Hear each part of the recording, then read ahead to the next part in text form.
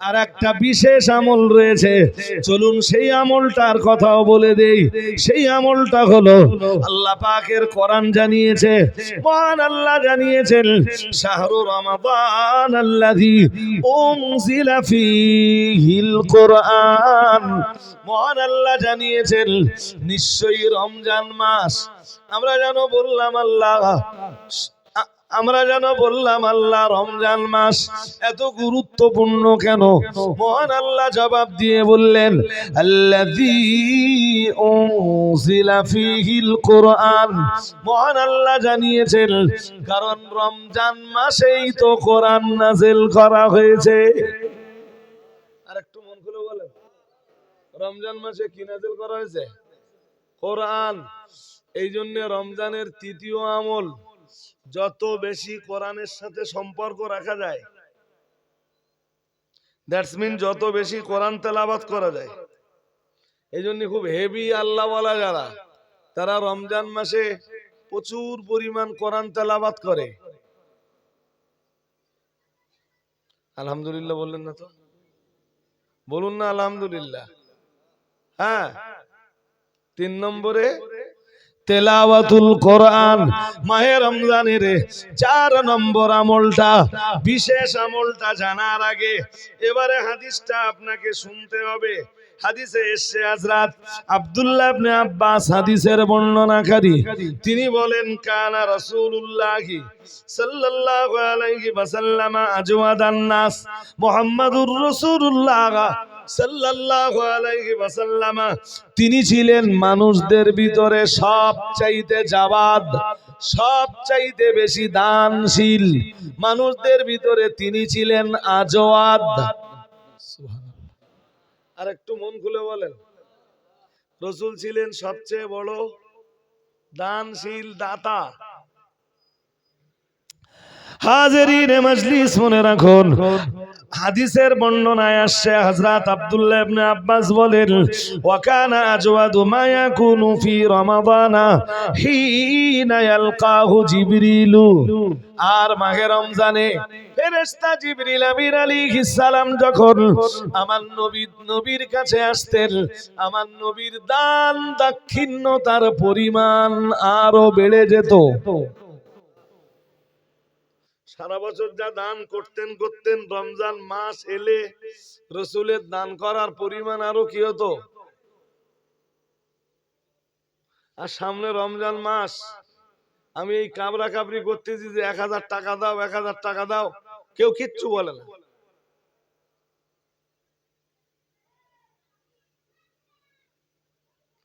কেউ পারবেন না ভাই সাহেব? হ্যাঁ, অন্য বড় মজলিসে লোকজন কম বসে, তো এবার বড্ড খারাপ দেখাচ্ছে। এবারে নামটা এখানে বলে দেন। একজন গোপনে দান করবেন 1000 টাকা, আল্লাহ কবুল করুন, বলুন আমিন। আর আবেদ ভাই, তাই তো, তিনি 500 টাকা নগদ দান করেছেন, আল্লাহ কবুল করে নেন, বলুন আমিন। এই ছেলেরা বলো না আমিন। নারায়ে তাকবীর, নারায়ে তাকবীর। 1000 টাকা বলেন, আর কে আছেন? আচ্ছা, 10টা দিতে হবে না, অন্তত 5 জন লোক 1000 করে টাকা দেন। এর ভিতরে 5টা লোক তো আমি দাবি করতে পারি না, তাও পারবেন না।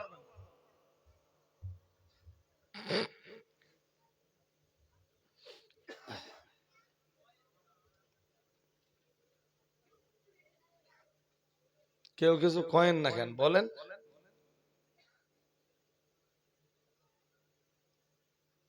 5টা লোক 1000 টাকা করতেও পারবে না,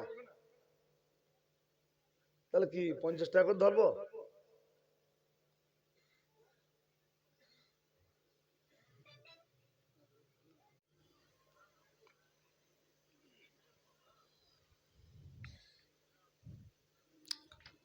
মাহে রমজান পাওয়াটা সৌভাগ্যের। হয়তো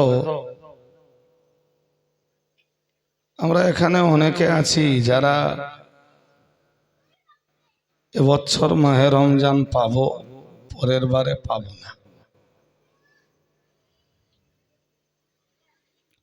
আবার এবছরে নিশ্চিত পাবো তারও গ্যারান্টি নেই।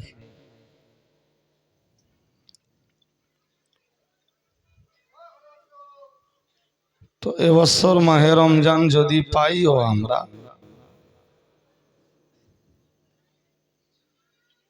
কি কি করব মাহে রমজানে?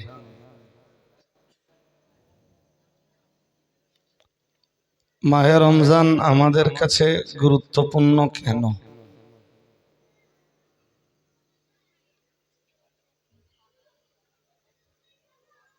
বিশেষ কোন কোন ইবাদত মাহে রমজানে আমরা করব?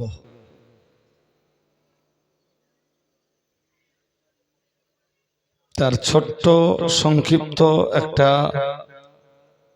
কনসেপশন বা আইডিয়া আপনাদের কাছে আমি দিব ইনশাআল্লাহ। মাই গলা নেই।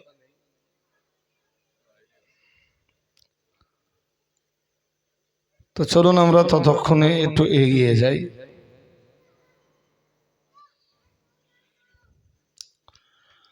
কোরআনুল কারীমের সূরা বাকারা দ্বিতীয় পারার সূরাটির 183 নম্বর আয়াতে আল্লাহ আমাদের উপরে রোজার বিধান আরোপ করেছেন। আমরা মাহে রমজানে যে রোজাটা রাখি, এই রোজা রাখবার বিধান আল্লাহ কোন আয়াতে দিয়েছেন আমি তার ধারণাটা আপনাদেরকে বললাম।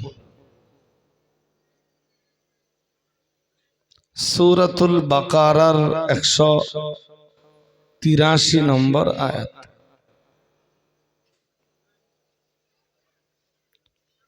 চলুন আমরা ছোট্ট করে আয়াতটা একটু দেখে নেই।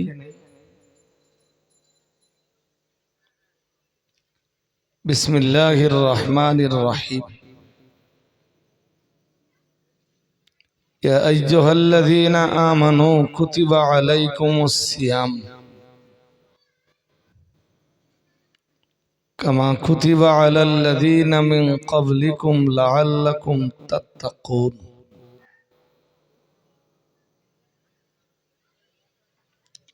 আল্লাহ রাব্বুল আলামিন বললেন, হে পৃথিবীর ঈমানওয়ালা মানুষের দল,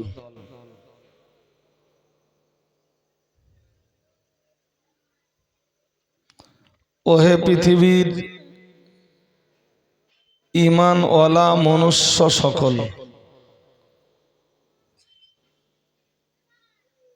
অথবা হে পৃথিবীর ঈমানদার নর নারী,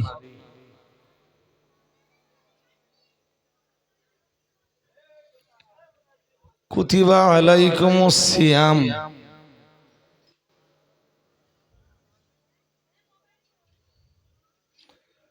তোমাদের উপরে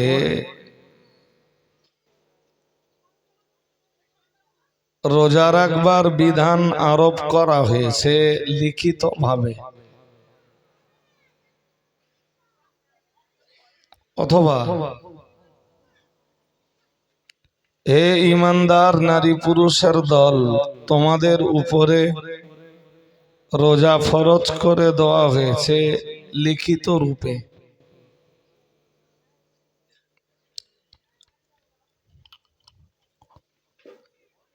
কামা কুতিবা আলাল্লাযীনা মিন ক্বাবলিকুম,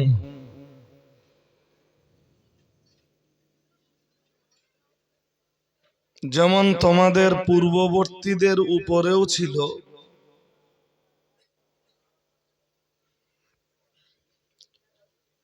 রোজা তোমাদের পূর্ববর্তীদের উপরেও ছিল লিখিত রূপে অপরিহার্য তথা লিখিত ভাবে ফরজ।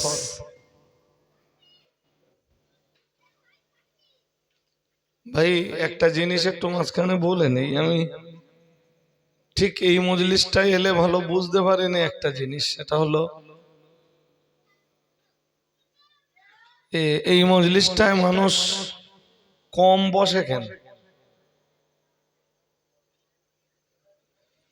আশপাশের যে কোনো মজলিসে এলে মজলিস ভর্তি হয়ে যায়। সেখানে এটা একটা মাদ্রাসার জলসা, অথচ যতবার আমি আসি এই জলসায় এসে দেখি মানুষ সব চতুর্দিকে ঘুরে বেড়াচ্ছে, মজলিসে বসে না।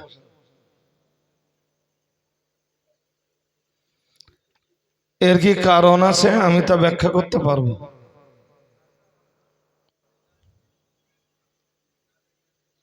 কিন্তু আমি সেই বিশ্লেষণ, সেই এক্সপ্লানেশন ইত্যাদিতে আমি যাব না।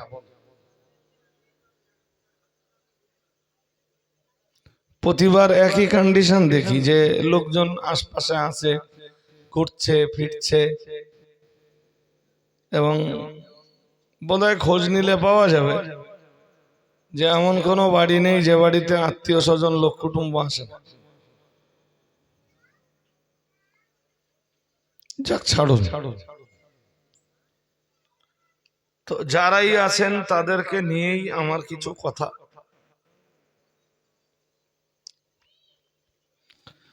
তো এই আয়াত দিয়ে বুঝতে পারা যায় যে রোজার বিধান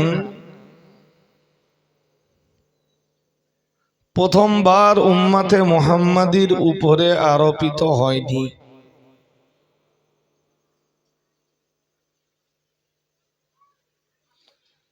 এই আয়াতের ব্যাখ্যায় আল্লামা মাহমুদ আলুসি তাফসিরে রুহুল বায়ানে লিখেছেন, কামা কুতিবা আলাল্লাযীনা মিন ক্বাবলিকুম আই মিনাল আমবিয়াই ওয়াল উমাম।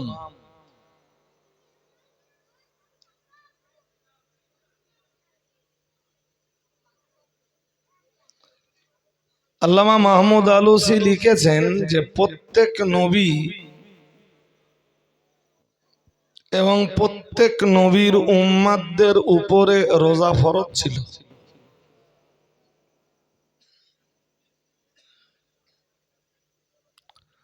তবে রোজার ধরনের কিছু পরিবর্তন থাকতে পারে।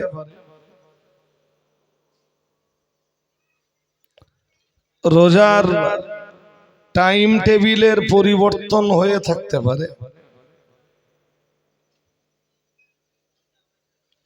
কিন্তু আদম আলাইহিস সালাম থেকে নিয়ে ঈসা আলাইহিস সালাম পর্যন্ত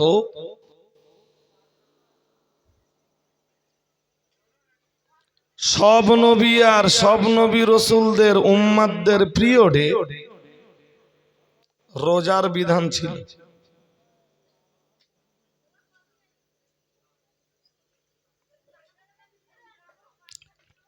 হযরত ইমাম ফখরুদ্দিন রাজি তাফসিরে কবিরে লিখেছেন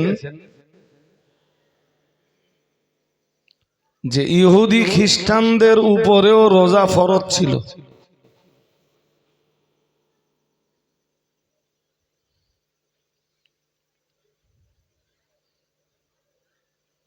ইহুদিরা ফরজ সেই রোজা আদায় না করে সারা বছরে একটা রোজা রাখত।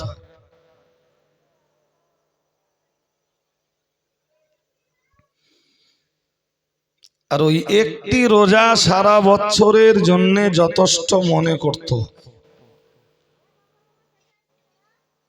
যেমনটা আজও মুসলিম সমাজে কিছু মানুষ আছেন যারা শুধু রমজান মাসের 27 তারিখের রোজাটা রাখে আর মনে করে যে বাকি রোজাগুলো না রাখলেও হয়ে যাবে।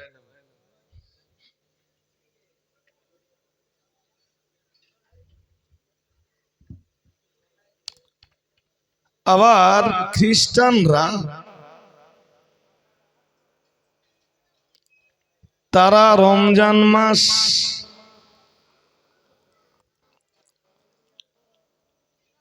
রমজান মাস যদি শীতকালে পড়তো বা রোজা রাখবার সময় শীতকাল পড়লে ঠিকঠাক রোজাটা রাখতো। যখন দেখতো শীতকাল নয়, গরমকালে রোজা পড়েছে,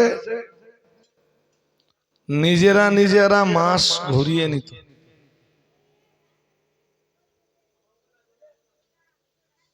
কথা শুনছেন নাকি? কারণ গরমের সময় রোজা একটু কষ্ট, বলুন কষ্ট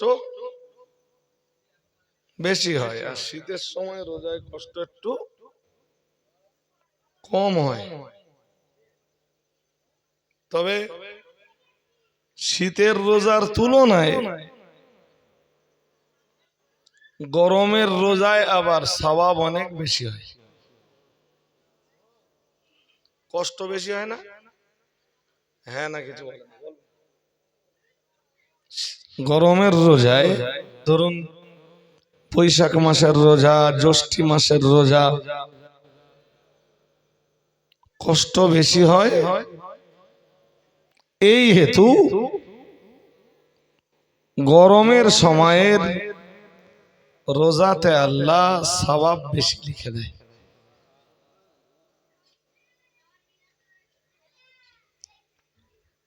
বান্দার যে আমলে যত বেশি কষ্ট হয়, বান্দার সেই আমলের বিনিময়ে আল্লাহ তমন সওয়াব দেয়।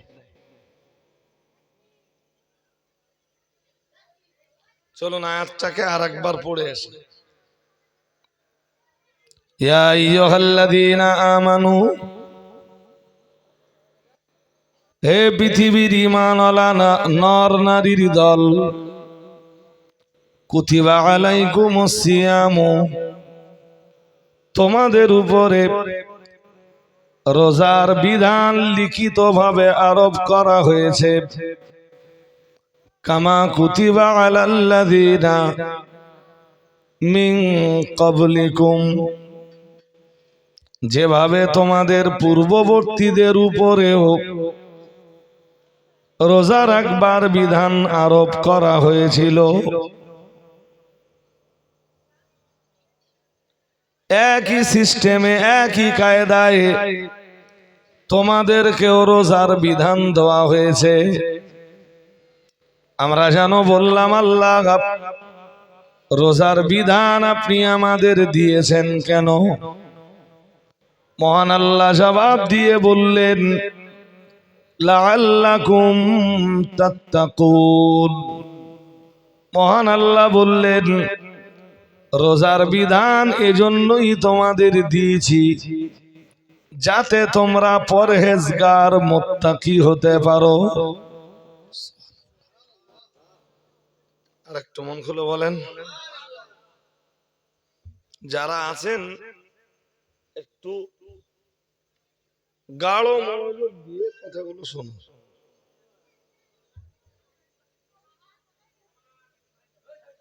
কি হয়েছে?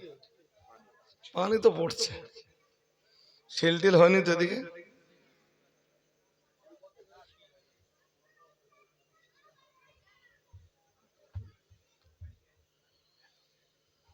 আমাদের দিকে তো খুব শিল হয়েছে দুপুরে। কটা বাজে তখন? বোধহয় 2-2:30টা।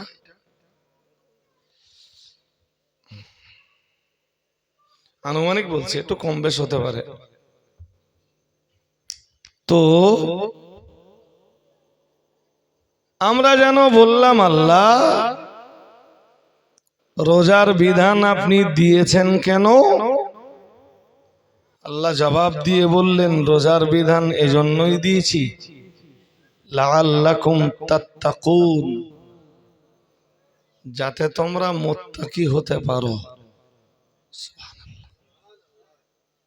আর একটু মন খুলে বলুন, কি হতে পারো? যাতে তোমরা তাকওয়া অবলম্বী হতে পারো, যাতে তোমরা পরহেজগার হতে পারো। এজন্যই আমি আল্লাহ তোমাদের উপরে রোজার বিধান আরোপ করেছি।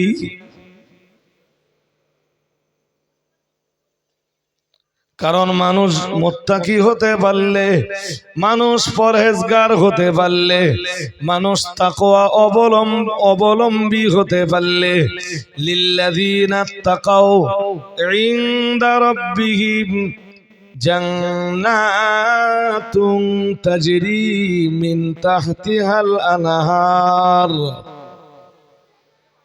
মাইকলা গেছে কোথায়? মনিটর গুলো ভালোভাবে চালিয়ে দিয়ে চলে গেছে।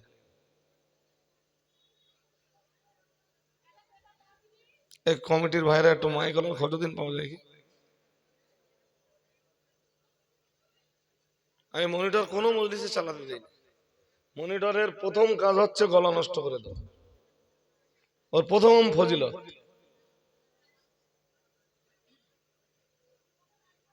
আর হর স্টেজে এই এত বড় জেবিএল বক্স, এখানে মনিটর দেওয়ার দরকার আছে? এই বক্স যদি ঠিকঠাক চালায় ওরা, আপনারা বসতে পারবেন না। সেখানে মনিটর লাগে, হর মজলিসে মনিটর লাগিয়ে দে, চলে গেল। আপনারাও কিছু বলেন না, মনে করেন যে সাউন্ড সিস্টেম বিরাট ভালো হচ্ছে। আমরা দেখবেন আমি মজলিসে মোটে মনিটর চালাতে।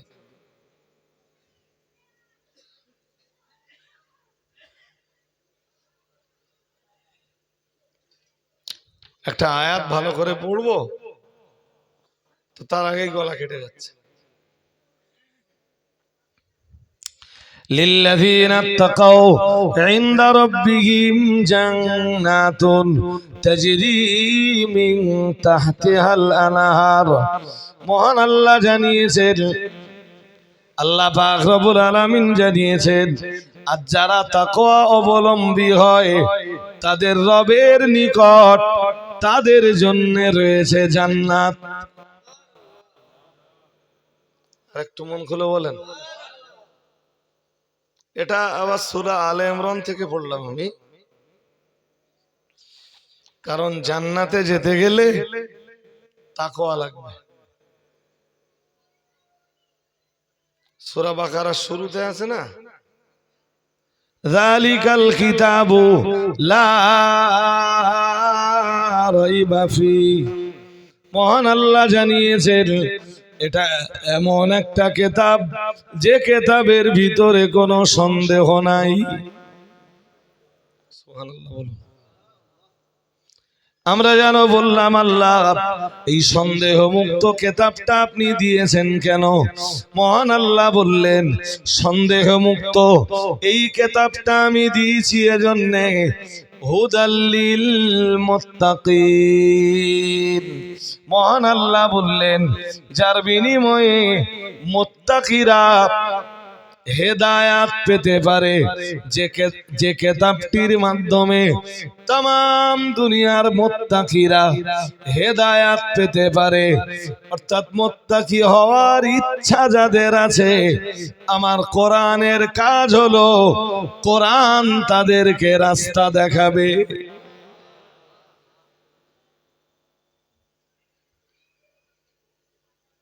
আমার কোরআনের কাজ হলো যারা মুত্তাকি হবে কোরআন তাদেরকে কি করবে বলুন? হেদায়াত দেবে। হুদাল্লিল মুত্তাকিন। হেদায়াতের এখানে বাংলা জি পথ নির্দেশিকা। কি মানে বলেন? পথ নির্দেশিকা। আমার কোরআন তাদেরকে পথ দেখাবে যাদের তাকওয়া অবলম্বী হওয়ার ইচ্ছা আছে।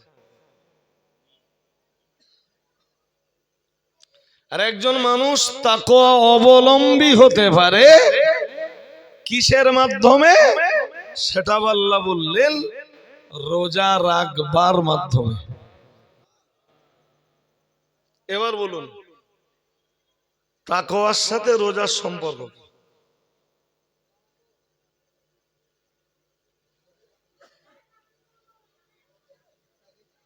সারা জীবন ধরে রোজা রেখে আসছি, কিন্তু তাকওয়ার সাথে রোজার সম্পর্কটা কিসের? রোজা সবাই রাখলে আমি একটু রাখলাম, কিন্তু আল্লাহ যে ওই আয়াতে বললেন যে তোমরা রোজা রাখলে মুত্তাকি হতে পারবে, এই আয়াতের বিশ্লেষণ কি, এই আয়াতের এক্সপ্লানেশন কি, এই অংশের তাফসীর কি,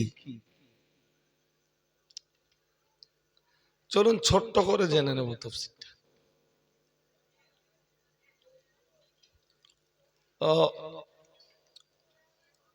তাফসীরটা জানার আগে আমরা একটা হাদিস শুনব। শুনছেন নাকি? না একটু ঠান্ডা ঠান্ডা ওয়েদার, ঘুম ঘুম ভাব এরম আছে? আছে ভাই সাহেব? ঠান্ডা ঠান্ডা ঘুম ঘুম লাগবে না একটু? হ্যাঁ, মানুষ খুব আরাম প্রিয়,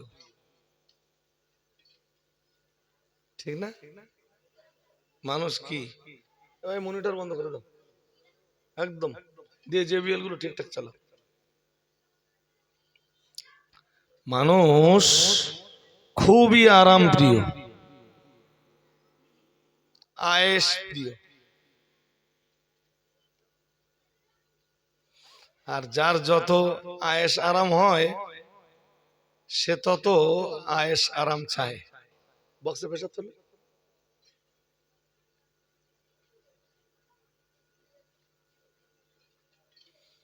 যার যত আরামায়েশ হয়, ও সাউন্ড সেটিং করতে হবে না এবার জেবিএল এ, এই মনিটর ছিল বলে জেবিএল এর সাউন্ড ঠিক ছিল,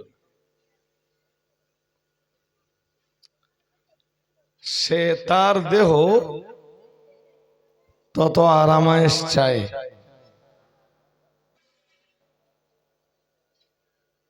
আপনি যখন ঘুমাবেন দেখবেন শুধু ঘুমই লাগতেছে, কাজ কাম নেই, ঘুমাচ্ছেন তো। লকডাউনের সময় ঘুম বেশি হতো না? হ্যাঁ না কিচ্ছু বলেন বলেন, তাদের শরীর কি বড্ড ভালো থাকতো?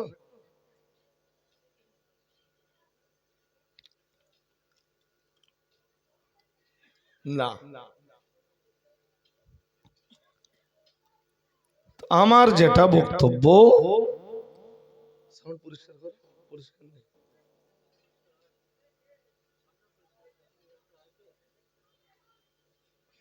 তুমি যদি না পারো ছেড়ে দাও, বকিও না, পাও, এদেরও সময় নষ্ট হবে, আমাদেরও সময় নষ্ট হবে।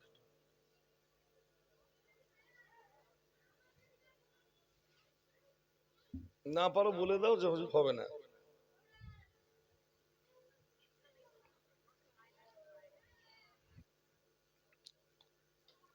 তো কি বলছিলাম? ও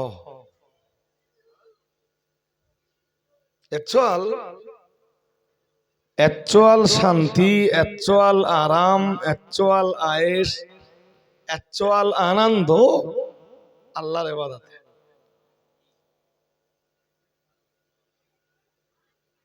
এই জন্যে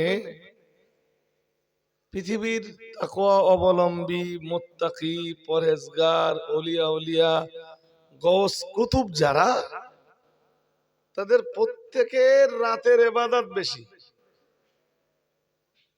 ঘুম কম, অথচ মনের একটা স্পিড ছিল, তাদের একটা গতি ছিল, খাওয়াও কম।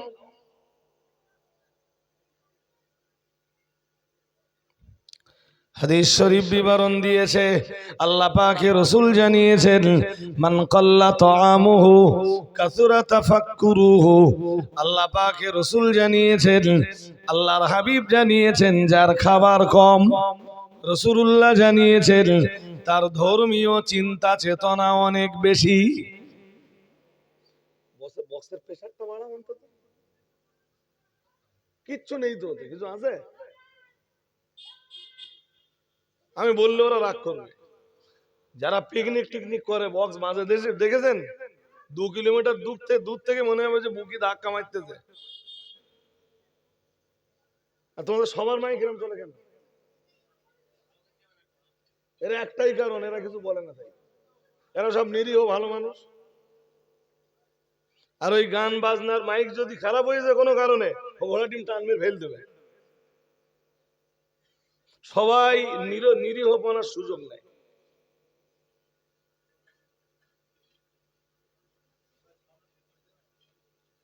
ও হবে না, ও পারবে না, আমি বুঝে গেছি।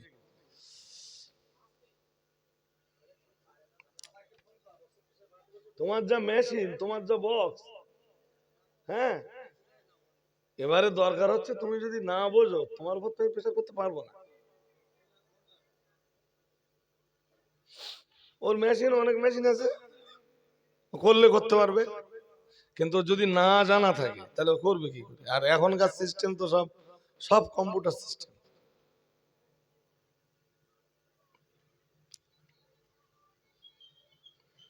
কোন রকমে বলছিলাম না যে মনিটর গুলো ঠিকঠাক বাজে, আর এই যে জেবিএল গুলো দেয় এগুলো শো। এই মনিটর বন্ধ করে এখন সাউন্ডের অবস্থা দেখতেছেন, এগুলো শো।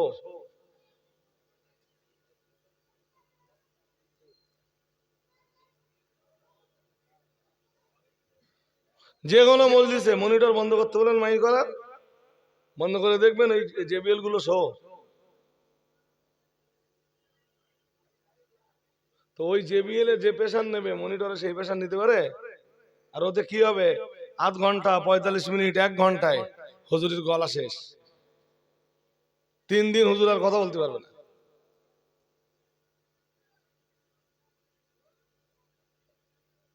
চলুন, আমি কি বোঝাচ্ছিলাম, যে তাকওয়ার সাথে রোজার সম্পর্ক কি, এইটা বুঝবার জন্য চলেন একটা হাদিস শুনে নি। হাদিসে এসছে, খুব সুন্দর হাদিস, তবে আপনাদের জানা, আপনাদের পরিচিত। কি? বুনিয়াল ইসলাম আলা খামসিন, রাসূলুল্লাহ জানিয়েছেন ইসলাম 5টি খুঁটির উপরে, ইসলাম 5টি স্তম্ভের উপরে দাঁড়িয়ে। সুবহানাল্লাহ। আর একটু মন খুলে বলেন, কটা খুঁটি বলুন? 5টা।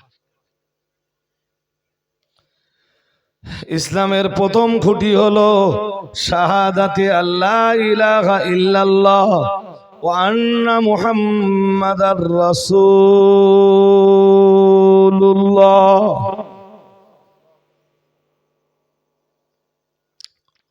ইসলামের প্রথম খুঁটি হলো লা ইলাহা ইল্লাল্লাহ মুহাম্মাদুর রাসূলুল্লাহ সাল্লাল্লাহু আলাইহি ওয়াসাল্লাম, এই মর্মে সাক্ষ্য প্রদান করা যে আল্লাহ ছাড়া আর কোনো উপাস্য নাই, আর হযরত মুহাম্মদ সাল্লাল্লাহু আলাইহি ওয়াসাল্লাম নিশ্চয়ই তিনি আল্লাহর প্রেরিত মহাপুরুষ। আরেকটু মন খুলে বলেন, নিশ্চয়ই তিনি আল্লাহর প্রেরিত মেসেঞ্জার, আল্লাহর প্রেরিত একজন দূত। এটা ইসলামের প্রথম খুঁটি। ইসলামের দ্বিতীয় খুঁটি, আপনাদের অজানা কথা বলছি না, আপনাদের জানা কথাই স্মরণ করাচ্ছি। ইসলামের দ্বিতীয় খুঁটি ওয়া ইকামিস সালাতি, রাসূলুল্লাহ জানিয়েছেন নামাজ প্রতিষ্ঠা করা। কি করা বলুন? ইসলামের তৃতীয় খুঁটি হলো ওয়া ইতাইজ যাকাতি, রাসূলুল্লাহ জানিয়েছেন যাকাত প্রদান করা।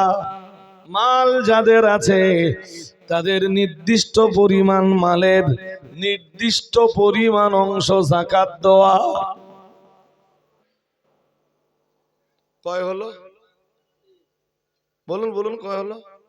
তিন হলো, চার। রাসূল বলেন অসাওমে রমাদান, রাসূলুল্লাহ জানিয়েছেন মাহে রাসূলুল্লাহ জানিয়েছেন রোজা ব্রত পালন করা।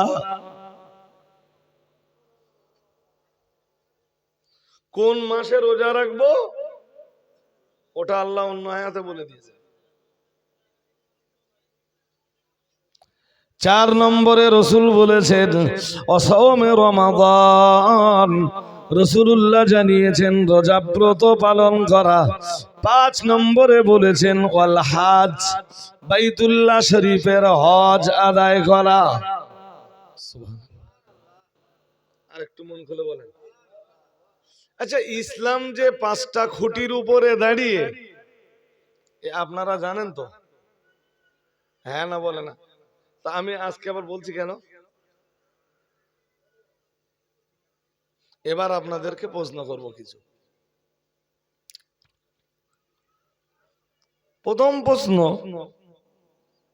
ইসলাম কি এই 5টার ভিতরে সীমাবদ্ধ, না এই 5-এর বাইরেও ইসলামের কিছু আছে? বলে ফেলুন। বাইরে? তাহলে নবী বলতে পারতেন ইসলামের খুঁটি 5-এর চাইতে বেশি। হ্যাঁ, কোন খুঁটি? 5টি। তাহলে এই 5-এর বাইরে আমরা হাদিস পড়ে যেটা বুঝেছি, মুহাদ্দিসিনদের ব্যাখ্যা পড়ে যেটা বুঝেছি, রাসূলের বক্তব্য অনুযায়ী ইসলাম এই 5টা খুঁটির উপরে দাঁড়িয়ে, বাকি যা আছে ওর বাইরে আর কিছু নেই, যা আছে সব ওর ভেতরে। সুবহানাল্লাহ বলুন। আর একটু মন খুলে বলুন। আর একবার বলি কথাটা, 5-এর বাইরে ইসলামের আর কিচ্ছু নেই, আর যা আছে ওই 5-এর ভিতরে ঢুকে আছে।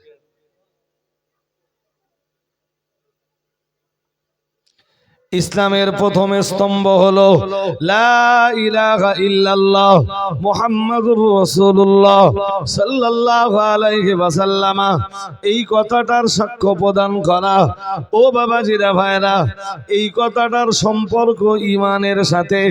ঈমান 6 জিনিসের নাম, কিন্তু এই কালেমার ভিতরে রয়েছে 2 জিনিস, আর বাকি যে 4 জিনিস, আরো যে 4 জিনিস ঈমানের, আরো যে 4টি বিষয় বাকি থেকে গেল, রাসূলুল্লাহ ইসলামের প্রথম স্তম্ভে লা ইলাহা ইল্লাল্লাহ মুহাম্মাদুর রাসূলুল্লাহ সাল্লাল্লাহু আলাইহি ওয়াসাল্লাম এই কালেমার উল্লেখ করে 2টা বিষয়ের আলোচনা করে ঈমানের আরো যে 4টি অংশ রয়েছে, ওই 4টি অংশকে রাসূলুল্লাহ আল্লাহ পাকের হাবিবি বিশ্বনবী ওই 2টার ভিতরে ঢুকিয়ে দিয়েছেন। আর একটু মন খুলে বলেন, আমার কথা আপনাদের মাথায় যায়নি?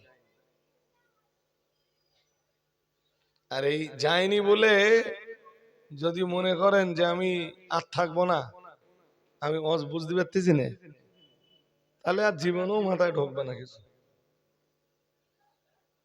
ওই যে কন্ডিশনে ধর্ম পালন করতেছেন, সারা জীবন ওই কন্ডিশনে ধর্ম পালন করে যেতে হবে। ওটা ওই পর্যন্ত মনে রেখে এবার আর একটা কথা শুনুন। 6 জিনিসের নাম হলো ঈমান। কয় জিনিস? মুখস্থ করুন। আনতুমিনা বিল্লাহি ওয়া মালাইকাতিহি ওয়া কুতুবিহি ওয়া রুসুলিহি ওয়াল ইয়াউমিল আখিরি ওয়া তুমিনা বিল কদরি খাইরিহি ওয়া শাররিহি মিনাল্লাহি তাআলা আও কামা ক্বালা আলাইহিস সালাম। প্যারা নবী মুহাম্মদুর রাসূলুল্লাহ সাল্লাল্লাহু আলাইহি ওয়াসাল্লাম নবী আমার জানিয়ে দিয়েছেন ঈমান যে 6টি জিনিসের নাম।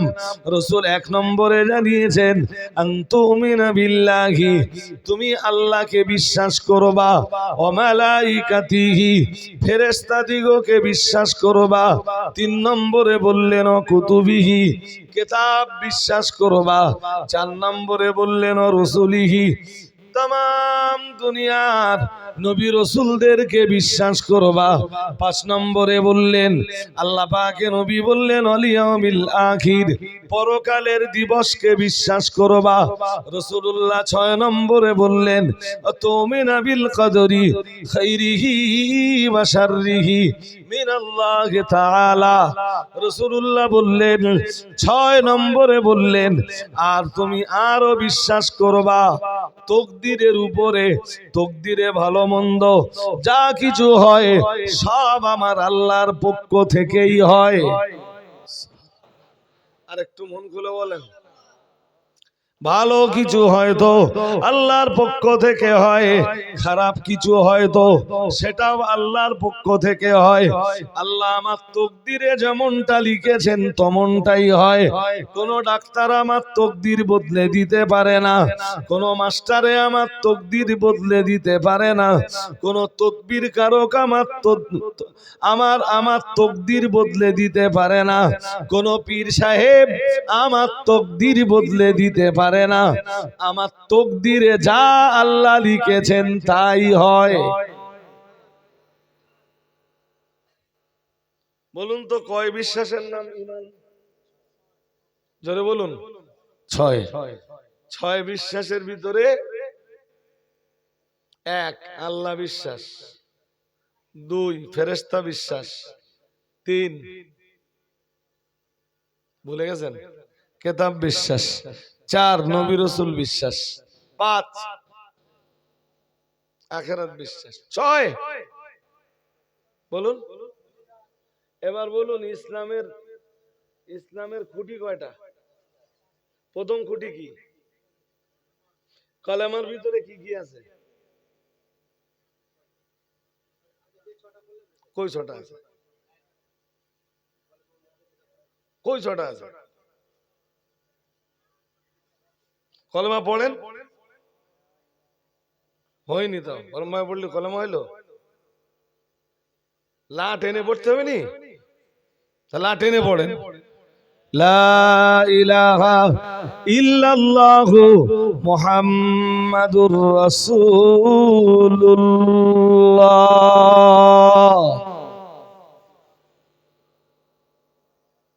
সাল্লাল্লাহু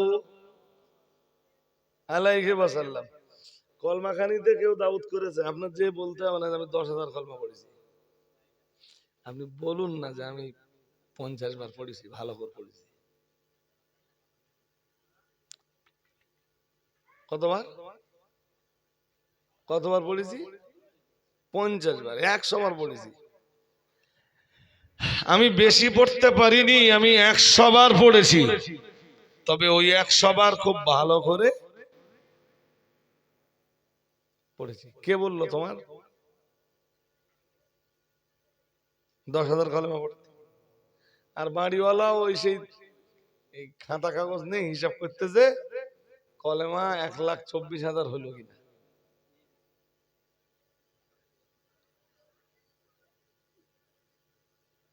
তা যার জন্য হিসাব করতেছে ও তো 65 বছর দুনিয়ায় ছিল, ও কলেমা খবর পড়লো।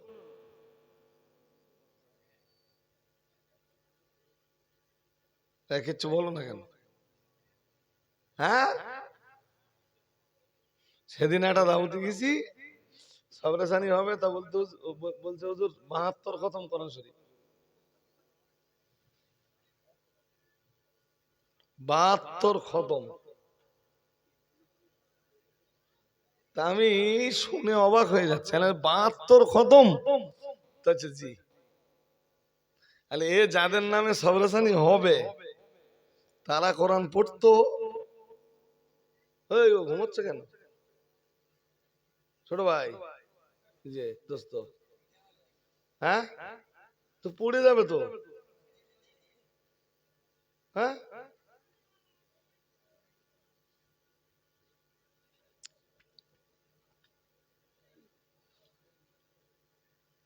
ভালো করে কালেমা পড়ে দেখেন, ইমানের 6টা জিনিসের 2টো জিনিস কালেমায় আছে। কটা জিনিস আছে? কি আছে?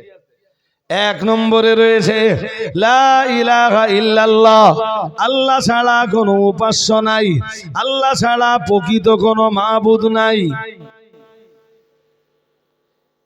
এটা ইমানের 6 জিনিসের একটা জিনিস।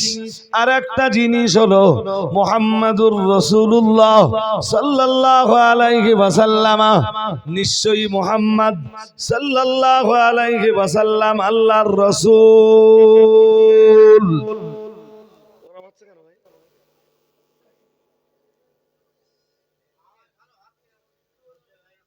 হবে না, আমি বললেও রাগ করবেন, ওই জন্য বলছি না। আমি টানছি একটু, দেখছো কি হচ্ছে?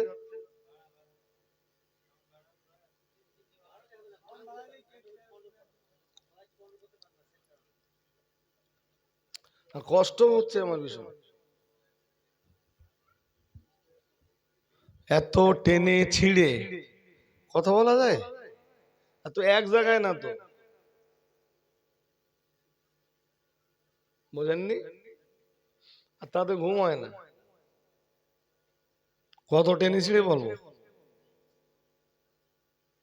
তাহলে কয় জিনিস পাওয়া গেল কলেমায়? 2 জিনিস। ইমান ছিল কয় জিনিসের নাম? তাহলে এবার বলে ফেলুন বাকি 4টে গেল কোথায়?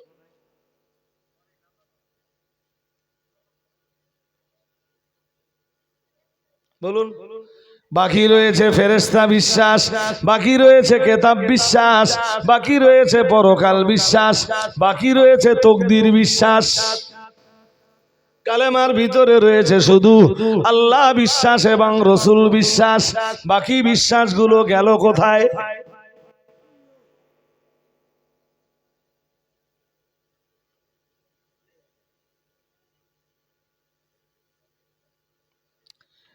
ইসলামের প্রথম খুঁটি যদি হয় শাহাদাতু আল্লা ইলাহা ইল্লাল্লাহ ওয়া আন্না মুহাম্মাদার রাসূলুল্লাহ সাল্লাল্লাহু আলাইহি ওয়াসাল্লাম, মানে ইসলামের প্রথম খুঁটি যদি হয় লা ইলাহা ইল্লাল্লাহ মুহাম্মাদুর রাসূলুল্লাহ সাল্লাল্লাহু আলাইহি ওয়াসাল্লাম, তাহলে এতে তো আমরা এই কালেমার ভিতরে তো আমরা আল্লাহ বিশ্বাস পেলাম, এই কালেমার ভিতরে তো আমরা মুহাম্মাদুর রাসূলুল্লাহ সাল্লাল্লাহু আলাইহি ওয়াসাল্লামের নবুয়ত আর রিসালাতের প্রতি বিশ্বাসটা পেলাম। ইমানের বাকি 4 জিনিস গেল কোথায়? ও বাবাজিরা ভাইরা, মজার ব্যাপার হলো প্রিয় নবী মুহাম্মদুর রাসূলুল্লাহ সাল্লাল্লাহু আলাইহি ওয়াসাল্লাম ইসলামের প্রথম খুঁটির ভিতরে লা ইলাহা ইল্লাল্লাহ মুহাম্মাদুর রাসূলুল্লাহ সাল্লাল্লাহু আলাইহি ওয়াসাল্লাম এই 2টা জিনিস ঢুকিয়ে দিয়ে ইমানের মানে রাসূলুল্লাহ ইসলামের প্রথম খুঁটি হিসাবে লা ইলাহা ইল্লাল্লাহ মুহাম্মাদুর রাসূলুল্লাহ সাল্লাল্লাহু আলাইহি ওয়াসাল্লাম বাতলে দিয়ে বাকি 4 বিশ্বাস কলেমার ভিতরে ঢুকিয়ে দিয়েছেন। এবার আপনি জিজ্ঞেস করতে পারেন হুজুর কলেমার ভিতরে কেমন ভাবে ঢুকলে?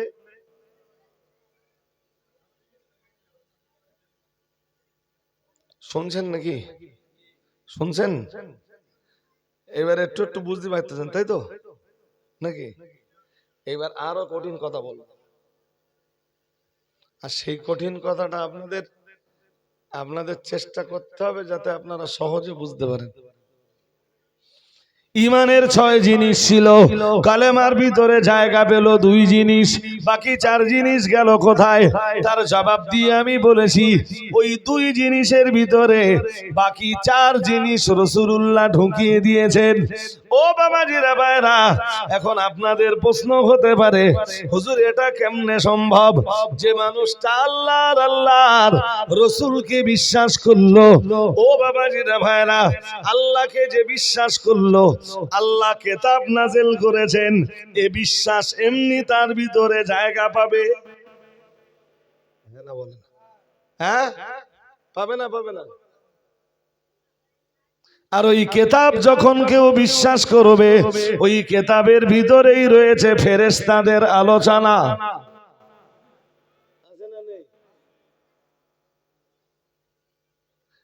আরে বাবা, কিতাবের ভিতরে ফেরেশতাদের আলোচনা আছে না নেই? হ্যাঁ, নেই? وَإِنَّ عَلَيْكُمْ لَحَافِظِينَ كِرَامًا كَاتِبِينَ يَعْلَمُونَ مَا تَفْعَلُونَ। মহান আল্লাহ জানিয়েছেন তোমাদের কাছে নিযুক্ত করা রয়েছে তোমাদের আমাল সংরক্ষণকারী ফেরেশতা। মহান আল্লাহ জানিয়েছেন ইয়ালামুন, মহান আল্লাহ জানিয়েছেন কিরামান কাতিবিন, তারা হলেন সম্মানিত লেখকগণ। ইয়ালামুনা মা তাফআলুন, তোমরা যা করো মহান আল্লাহ জানিয়েছেন তারা তা জানে। আর একটু মন খুলে বলেন, তোমরা যা করো তারা কারা? ফেরেশতা তো? হ্যাঁ না বলে না? তারা কারা? তারা ফেরেশতা। তারা তোরে বলুন, তারা ফেরেশতা। আরো মহান আল্লাহ ফেরেশতাদের আলোচনা কোরআনুল কারীমের অন্যান্য সূরার ভিতরে অন্যান্য জায়গায় করেছেন। ও বাবাজিরা ভাইরা, সেই লম্বা আলোচনা করতে গেলে আমায় শুধু সময় লস হবে। এরপরও চলুন আমি আপনাকে শুধু কনসেপশনটা দেই। মহান আল্লাহ জানিয়েছেন, আল্লাহ পাক রব্বুল আলামিন কোরআনুল কারীমের অন্য আয়াতে জানিয়েছেন, ও বান্দা মনে রাখো, আমি আল্লাহ পাক রব্বুল আলামিন বলছি, আলাইহা মালাইকাতুন গিলাদুন শিদাদুল লা ইয়াসুনাল্লাহ মা আমারহুম ওয়া ইয়াফআলুনা মা ইউমারুন।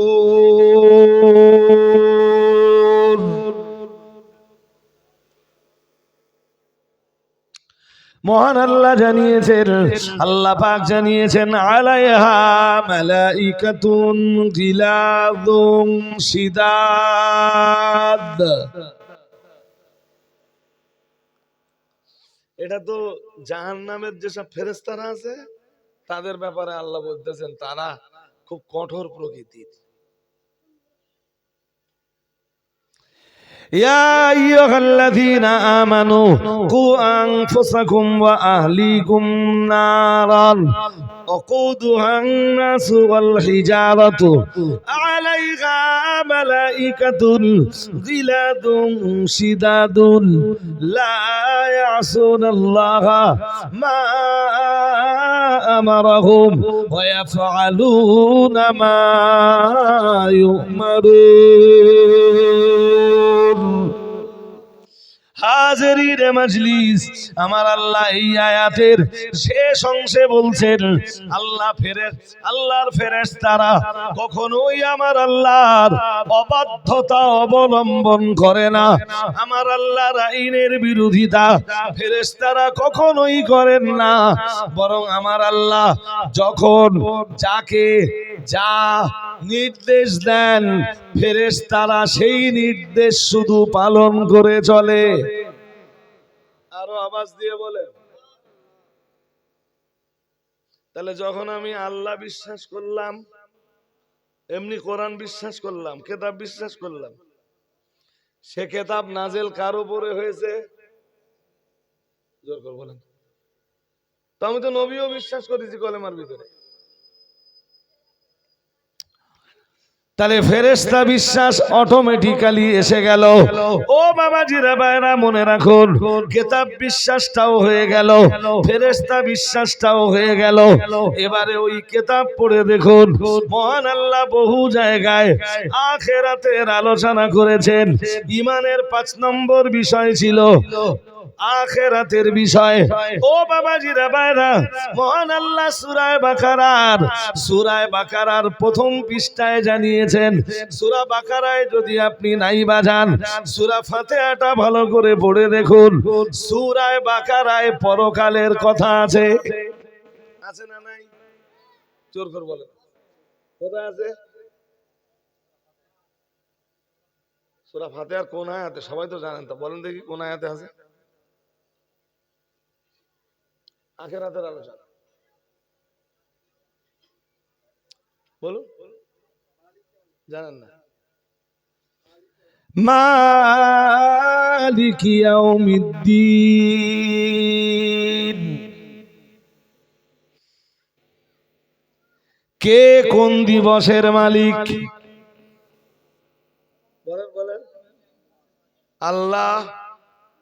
আল্লাহ, আল্লাহ সেই বিচার এহকালে না পরকালে?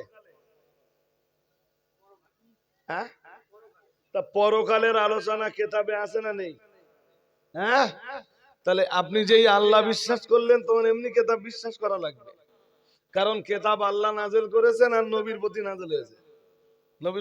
নবীকে বিশ্বাস করতেছেন তো, আর নবী পৃথিবীতে এসে বলতেছেন, দেখো তোমরা যে আল্লাহ বিশ্বাস করেছো, সেই রব্বুল আলামিন আল্লাহ আমাকে এই কেতাব দিয়েছে। তাহলে আল্লাহ আল্লাহর রাসূল বিশ্বাসের বলে এবার কেতাব বিশ্বাস হলো। কেতাবের ভিতরে ফেরেশতা বিশ্বাস পেলাম, কেতাবের ভিতরে পরকাল বিশ্বাস পেলাম। আমি অন্য সূরায় গেলাম না, সূরা ফাতিহাতেই দেখে নিলাম যে আখিরাত বিশ্বাসের আলোচনা আছে, আছে না নেই? আল্লাহ কোন দিবসের মালিক? মালিক ইয়াউমিদ্দিন, তিনি প্রতিফল দিবসের মালিক, যেদিন তিনি কারোর জন্য জাহান্নামের ফয়সালা দিবেন, আবার কারোর জন্য জান্নাতের ফয়সালা দিবেন। ও বাবাজিরা ভাইরা, ঠিক তারপরের পৃষ্ঠায় সূরাতুল বাকারায় মহান আল্লাহ শুরুতেই জানিয়েছেন, আল্লাযীনা ইউমিনুনা বিল গায়বি ওয়া ইউকিমুনাস সালাতা ওয়া মিম্মা রাযাকনাহুম ইউনফিকুন ওয়াল্লাযীনা ইউমিনুনা বিমা উনজিলা ইলাইকা ওয়াল্লাযীনা মিন ক্বাবলিক। আল্লাহ পাক রব্বুল আলামিন জানিয়েছেন, ওয়াল্লাযীনা ইউমিনুনা বিমা উনজিলা ইলাইকা ওয়া মা উনজিলা মিন ক্বাবলিক ওয়া বিল আখিরাতি হুম ইউকিনুন। কি চ্যাম্পিয়ন করে মহান আল্লাহ জানিয়েছেন, একজন মানুষের মুত্তাকি হতে গেলে, একজন মানুষের মুত্তাকি হওয়ার জন্য যা যা লাগবে, আমার আল্লাহ সূরা বাকারার প্রথম পৃষ্ঠায় তা আলোচনা করেছেন। মহান আল্লাহ বললেন 5টা জিনিস লাগবে। কয় জিনিস? জোর করে বলেন। আমরা বললাম কি কি লাগবে? মহান আল্লাহ 1 নম্বরে বললেন গায়েবের প্রতি বিশ্বাস আনা লাগবে। আমরা বললাম 2 নম্বরে কি লাগবে? মহান আল্লাহ 2 নম্বরে বললেন নামাজ প্রতিষ্ঠা করা লাগবে। আমরা বললাম 3 নম্বরে কি লাগবে? মহান আল্লাহ জবাব দিয়ে বললেন, আল্লাহ পাক রব্বুল আলামিন বললেন অমিম্মা রাযাকনাহুম ইউনফিকুন। মহান আল্লাহ বললেন 3 নম্বরে লাগবে দান দাক্ষিণ্যতা। আমি তোমাদেরকে যে মাল দান করেছি, তোমরা আবার ওই মাল থেকে আমার রাস্তায় দান করবা। আমরা যেন বললাম আল্লাহ মুত্তাকি হতে গেলে আর আপনার কোরআনের হেদায়েত পেতে গেলে আমাদের 4 নম্বরে কি লাগবে? মহান আল্লাহ বললেন ওয়াল্লাযীনা ইউমিনুনা বিমা উনজিলা ইলাইকা ওয়া মা উনজিলা মিন ক্বাবলিক ওয়া বিল আখিরাতি হুম ইউকিনুন। রাখুন। মহান আল্লাহ বললেন 4 নম্বরে লাগবে কিতাবের প্রতি বিশ্বাস, আর 5 নম্বরে লাগবে আখিরাতের প্রতি বিশ্বাস। এই 5টা জিনিস যখন তোমার ভিতরে জায়গা পাবে, তুমি তখন মুত্তাকি। তুমি যখন মুত্তাকি, কোরআন তোমার জন্য তখন গাইডলাইন। কোরআন তোমাকে তখন রাস্তা দেখাবে। রাস্তা দেখাতে দেখাতে দেখাতে দেখাতে আল্লাহর কোরআন একদিন তোমাকে আল্লাহর জান্নাত পর্যন্ত পৌঁছে দিবে। আর একটু মন খুলে বলেন, কোথায় পৌঁছে দেবে? বলেন বলেন, কোথায় পৌঁছে দেবে? হ্যাঁ, কয় জিনিস লাগবে? এখানে আবার 5 জিনিস বলতেছেন আল্লাহ। গায়েবের প্রতি বিশ্বাস, নামাজ প্রতিষ্ঠা, আল্লাহ যে সম্পদ আমাদের দিয়েছেন সেই সম্পদ থেকে দান। দান লাগবে না লাগবে না? বলুন বলুন। আরে বাবা, দান লাগবে না লাগবে না? কিছু বলতেছেন না কেন? ভাবতেছেন যে আমি কিছু চাই যদি? হ্যাঁ হ্যাঁ, দান লাগবে না? হ্যাঁ, দান ছাড়া আপনি জান্নাতে যেতে পারবেন না।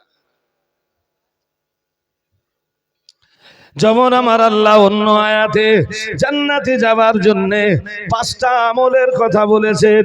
ও বাবাজিরা ভাইরা, ওই 5 আমল যদি আমরা, ওই 5 আমল নিয়ে যদি আমরা আলোচনা করি, মহান আল্লাহ 1 নম্বরে জানিয়েছেন as-সাবিরিন। চলুন আগে আয়াতটা শুনে নেই। as-সাবিরিন as-সাদিকিন আল-কানিতিন। الصابرين والصادقين والقانتين والمنفقين والمستغفرين بالأسحار। আরো আওয়াজ দিয়ে বলুন। আমরা আল্লাহকে জিজ্ঞালাম, আল্লাহ জান্নাতে যাবার জন্য কি কি আমল আমাদের লাগবে? মহান আল্লাহ বললেন 5টা আমল লাগবে। আমরা বললাম কি কি আমল? মহান আল্লাহ 1 নম্বরে বললেন জান্নাতে যাবার জন্য লাগবে as-সাবিরিন, সবর লাগবে, সবর। 1 নম্বরে লাগবে সবর। আমরা জানো আবার বললাম আল্লাহ 2 নম্বরে কি লাগবে? মহান আল্লাহ 2 নম্বরে বললেন as-সাদিকিন, 2 নম্বরে লাগবে সিদ্দিক, যার বাংলা মানে হলো সত্যতা, সত্যবাদিতা। কি লাগবে? জোর করে বলেন, কি লাগবে? সত্যবাদিতা মানে মিথ্যা বলা। ঘরে হোক, ঘরের ভিতরে হোক কিংবা ঘরের বাইরে হোক, সামাজিক আঙ্গিনায় দাঁড়িয়ে হোক কিংবা রাষ্ট্রীয় জীবনে দাঁড়িয়ে হোক, সামাজিক জীবনে দাঁড়িয়ে হোক, পারিবারিক জীবনে দাঁড়িয়ে হোক, দাম্পত্য জীবনে দাঁড়িয়ে হোক, রাজনৈতিক জীবনে দাঁড়িয়ে হোক, অর্থনৈতিক জীবনে দাঁড়িয়ে হোক, যে জীবনেই দাঁড়িয়ে হোক, না না না না না, জান্নাতে যেতে গেলে মিথ্যা বলা চলবে না। 1 নম্বরে লাগবে সবর, 2 নম্বরে লাগবে সিদ্দিক। আমরা বললাম আর কি লাগবে? মহান আল্লাহ 3 নম্বরে বললেন আল কানিতিন। মহান আল্লাহ বললেন প্রথম লাগবে সবর বা সহিষ্ণুতা, 2 নম্বরে লাগবে সত্যবাদিতা, 3 নম্বরে লাগবে আনুগত্যতা। আমরা বললাম আল্লাহ 4 নম্বরে জান্নাতে যাবার জন্য কি লাগবে? আল্লাহ পাক রব্বুল আলামিন বললেন আর একটা গুণ লাগবে, ওয়াল মুনফিকিন। মহান আল্লাহ বললেন দানশীলতার গুণ, দানশীলতার গুণ। এই গুণ যাদের ভিতরে থাকবে আমি আল্লাহ তাদেরকে আমার দয়ার জান্নাতের ভিতরে জায়গা করে দিব। আমরা বললাম আল্লাহ 5 নম্বরে কি লাগবে? মহান আল্লাহ বললেন ওয়াল মুস্তাগফিরিন বিল আসহার। মহান আল্লাহ বললেন, আজ সেহরির ওয়াক্তে আল্লাহর কাছে ক্ষমা চাওয়ার যোগ্যতা লাগবে। কোন সময়? সেহরি রক্তে, সবে সাদেক নয়, সেহরি রক্ত। আরে বাবা, রোজার সময় সেহরি খান না? হ্যাঁ, ওই সময় আল্লাহর কাছে ক্ষমা চাইবার কি লাগবে বলে বলুন? যোগ্যতা। এমন যোগ্যতা জোগাড় করুন যে মানে সেহরি রক্তে আমার আল্লাহর কাছে আপনি ক্ষমা চাইবেন। বলুন ইনশাআল্লাহ, বলুন না ইনশাআল্লাহ। আমি অনেক দূর চলে এসেছি ভাই, ওয়াজ করতে করতে আমার এত কথা বলবার ইচ্ছা ছিল না। আপনারাও শুনছেন, আমিও বলে ফেলছি। বলুন তো, ইসলাম কয় খুঁটির উপর দাঁড়িয়ে? মনে নেই? 5টা। কয়টা? 6টা যেটা বলেছিল ওটা ঈমান, 6টা জিনিসের নাম। এই যদি গুলিয়ে ফেলেন, আমার আর কিছু করার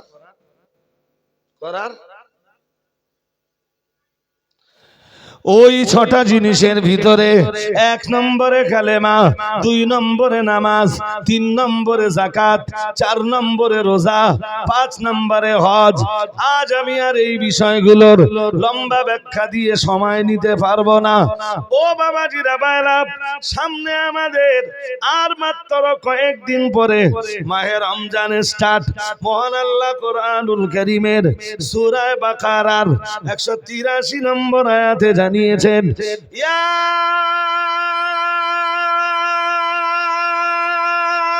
আইয়ুহাল্লাযীনা আমানু, হে দুনিয়ার ঈমানওয়ালা মানুষের দল, কুতিবা আলাইকুমুস সিয়াম, মহান আল্লাহ বললেন রোজা তোমাদের উপরে লিখিতভাবে ফরজ করে দিয়েছি। কামা কুতিবা আলাল্লাযীনা মিন ক্বাবলিকুম, যেমন তোমাদের পূর্ববর্তীদের উপরেও আমি রোজা ফরজ করে দিয়েছিলাম। আমরা যেন বললাম আল্লাহ আপনি আমাদের উপরে রোজা ফরজ করে দিয়েছেন কেন? আল্লাহ মহান আল্লাহ বললেন লাআল্লাকুম তাত্তাকুন, যাতে তোমরা মুত্তাকি হতে পারো, তাকওয়া অবলম্বী হতে পারো। আর একটু মন খুলে বলেন, শুনছেন নাকি? হ্যাঁ, তাকওয়ার সাথে এই যে তাকওয়ার সাথে রোজার সম্পর্ক কি? এবার বলে দেই। আচ্ছা, আপনি রোজা আছেন, ধরুন রমজান মাস চলছে, রোজা আছেন, তা বেলা কাজ কাম করে এসে বেলা জোহরের নামাজ কালাম পড়ে বেলা 1:30টার দিকে খুব খিদে লেগেছে, বাড়ি খাবারও আছে, খেতে পারবেন? কেন?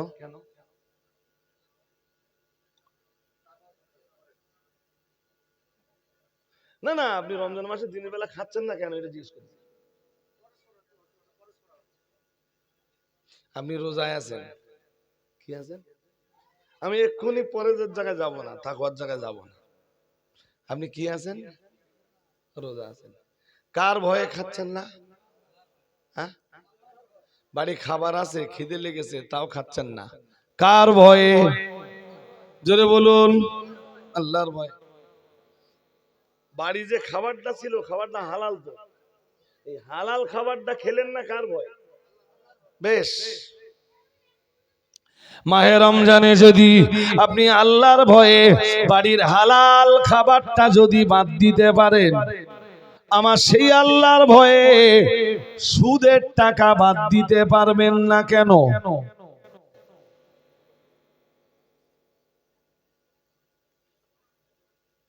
বলে বলুন। রমজান মাসে খুব ক্ষুধা পেয়েছে, দিনের আলোতে খাবার খেলেন না কেন?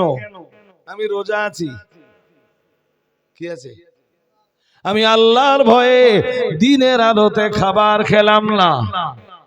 বাড়ির হালাল খাবারটা আপনি মাহে রমজানে যে আল্লাহর ভয়ে বাদ দিয়ে চললেন, বাকি 11 মাস ওই আল্লাহর ভয়ে সুদের টাকার লটারির টাকাটা বাদ দিতে পারবেন না কেন?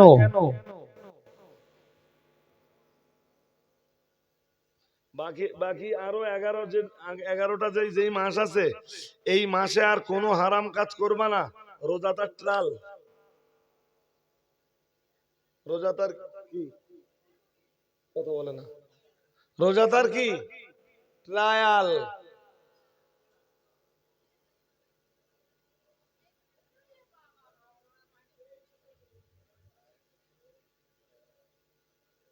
বোঝা যায়নি না? অসুবিধা হচ্ছে? হ্যাঁ, হে আল্লাহর বান্দা, কোরআনুল কারীম যখন বলে দিয়েছে ইন্নামাল খামরু ওয়াল মাইসিরু ওয়াল আনসাবু ওয়াল আজলামু, এই আয়াতে মহান আল্লাহ যখন বলে দিয়েছেন যে জুয়া, আল্লাহ পাক যখন ঘোষণাই দিয়েছেন জুয়া নোংরা কাজ, অশ্লীল কাজ, জুয়া হলো নোংরা কাজ, শয়তানের কাজ। ও বাবাজিরা ভাইরা, প্যারা নবী মুহাম্মদুর রাসূলুল্লাহ সাল্লাল্লাহু আলাইহি ওয়াসাল্লাম রোজার ব্যাপারে তিনিও, রাসূলুল্লাহ জুয়ার ব্যাপারে তিনিও জানিয়েছেন লা ইয়াদখুলুল জান্নাতা কম্মার। রাসূলুল্লাহ জানিয়েছেন কম্মার যারা, জুয়াড়ে যারা, ওরা জান্নাতে যাবে না, যাবে না। পরেরটা আপনারা বলেন। দুবার তো আমি বলেছি, তিনবারের মাথায় আপনারা বলবেন না, না শোনেননি হাদিস। দুনিয়ার জুয়ারে যারা, লটারি বাজ যারা, রাসূলুল্লাহ এদের ব্যাপারে জানিয়েছেন লা ইয়াদখুলুল জান্নাতা কম্মার। রাসূলুল্লাহ জানিয়েছেন দুনিয়ার জুয়ারে যারা, কম্মার যারা, এরা জান্নাতে যাবে না, যাবে না। জোরে বলুন।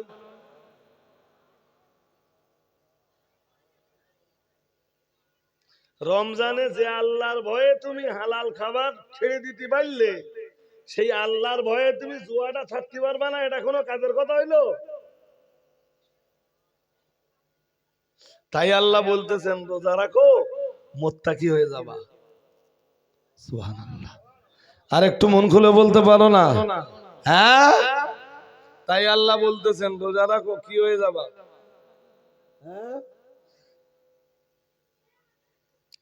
ও বাবাজিরা ভাইরা, গভীর ভাবে বুঝবার ব্যাপার, আমি আপনাকে আরো ব্যাখ্যা দিয়ে বলবো, একটু দয়া করে বলুন। প্রচন্ড গরমের দিন, মাহে রমজান চলছে, বিকাল ধরুন বিকাল 3টা বাজে, 3:30 কিংবা 4টে বাজে, প্রচন্ড পিপাসা লেগেছে, প্রচন্ড তেষ্টা পেয়েছে, তৃষ্ণা পেয়েছে। ও বাবাজিরা ভাইরা, আপনি তৃষ্ণায় পিপাসায় অস্থির হয়ে পড়েছেন, পিপাসার যন্ত্রণা সহ্য করতে পারছেন না, জিভ শুকিয়ে যাচ্ছে, ফ্রিজে ঠান্ডা পানি রয়েছে, খেতে পারবেন? জোরে বলুন।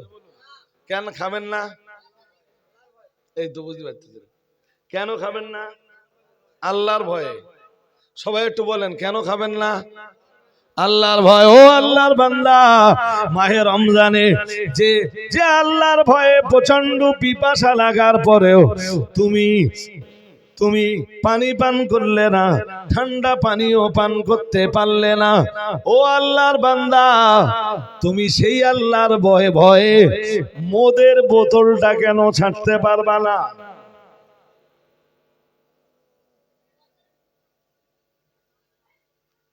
শুনছেন নাকি? না বুঝতে অসুবিধা হচ্ছে?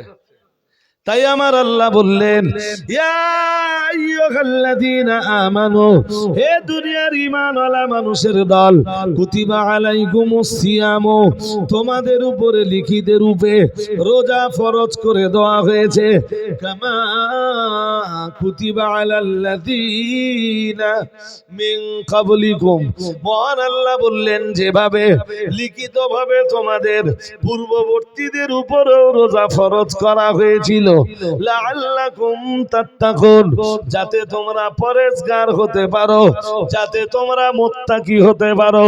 রোজা রাখো, মুত্তাকি হয়ে যাও, মুত্তাকি হও, আল্লাহ জান্নাতের ভিতরে চলে যাও।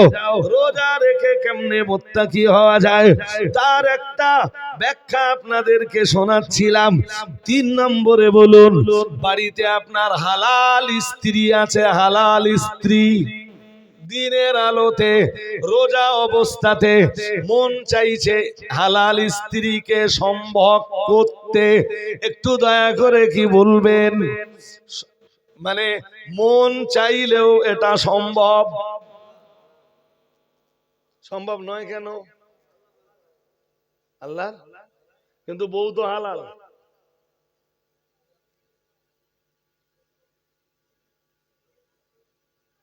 না হারাম? আরে বাবা, যার বউ তার জন্য হালাল না হারাম?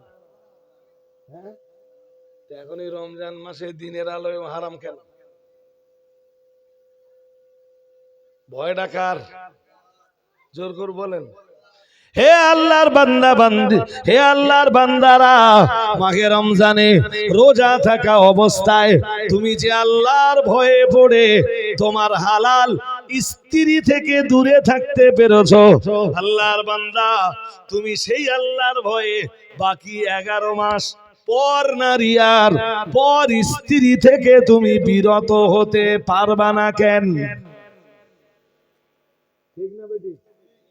জোর করে বলেন। এইগুলোই রোজার শিক্ষা। শুনছেন নাকি? এগুলো রোজার কি? রোজার শিক্ষা। আল্লাহ কবুল করে নেন, বলুন আমিন, বলুন আমিন। রহমতের মাস কাছাকাছি। হাদিস শরীফ বিবরণ দিয়েছে প্যারা নবী মুহাম্মদুর রাসূলুল্লাহ সাল্লাল্লাহু আলাইহি ওয়াসাল্লাম, নবী আমার জানিয়ে দিয়েছেন, ইদা জা শাহরু রমাদান ফুতিহাত আবওয়াবুস সামা। রাসূলুল্লাহ জানিয়েছেন, রমজান মাস যখন আসে জান্নাতের দরওয়াজাগুলো খুলে দেওয়া হয়। ওগুল্লিকাত আবওয়াবু জাহান্নাম, জাহান্নামের দরজাগুলো বন্ধ করে দেওয়া হয়। আরো আওয়াজ দিয়ে সুবহানাল্লাহ বলুন। ওয়াসুলসিলাতিশ শায়াতিনুল লিআন, আর অভিশপ্ত শয়তানটাকে শিকল দিয়ে বেঁধে ফেলা হয়। সুবহানাল্লাহ বলুন। আরো আওয়াজ দিয়ে বলেন। তাহলে মোটামুটি রমজানের ব্যাপারে খুব বেশি ধারণা পাননি, আরো ধারণা নিতে গেলে আরো শুনতে হবে। বাট আজকে অজ করার মতো আর কন্ডিশন আমার নেই। মুফতি সাহেবের আসবার আবার টাইম হচ্ছে, সময় মতো তিনি ঢুকেও যাবেন।